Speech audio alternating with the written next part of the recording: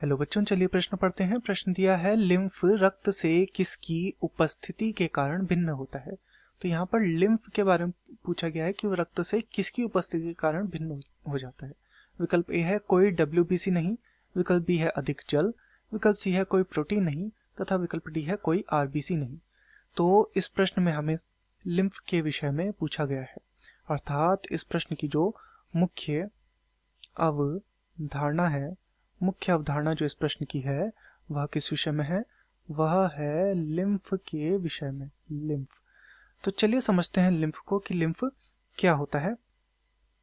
तो जो लिम्फ होता है वह एक रंगहीन या फिर श्वेत तरल माना जाता है। इसे लिम्फ को क्या माना जाता है, एक प्रकार से श्वेत या फिर इसे रंगहीन भी कहा जाता है। रंगहीन ये क्या है, एक तरल है।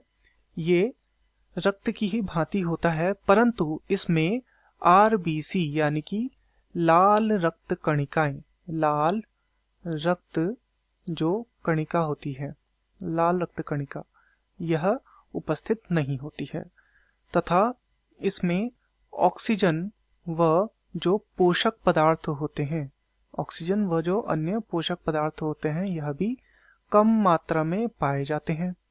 इसके अतिरिक्त इसमें श्वेत रक्त कणिकाएं अर्थात WBC उपस्थित होती हैं। WBC इसके अंतर्गत उपस्थित होती हैं, इसी कारण से इसे श्वेत रंग मिलता है। तो चलिए विकल्पों को देखते हैं। विकल्प ए है कोई WBC नहीं, तो यहाँ पर हमें दिया गया कोई WBC नहीं, जबकि हमने देखा इसमें क्या होती है, WBC उपस्थित होती हैं। तो ये तो हमारा क्या हो जाएगा, गलत हो जाएगा, क्योंकि WBC रक्त में भी उपस्थित होती है और लिम्फ में भी उपस्थित होती है, तो ये हमारा गलत हो गया।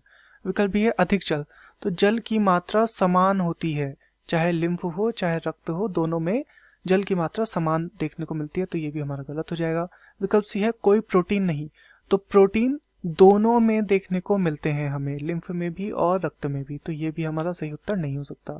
तथा विकल्प डी है कोई RBC नहीं, बिल्कुल लिम्फ में कोई RBC नहीं पाई जाती, जिसी कारण से वो क्या हो जाता है, रक्त से भिन्न हो जाता है।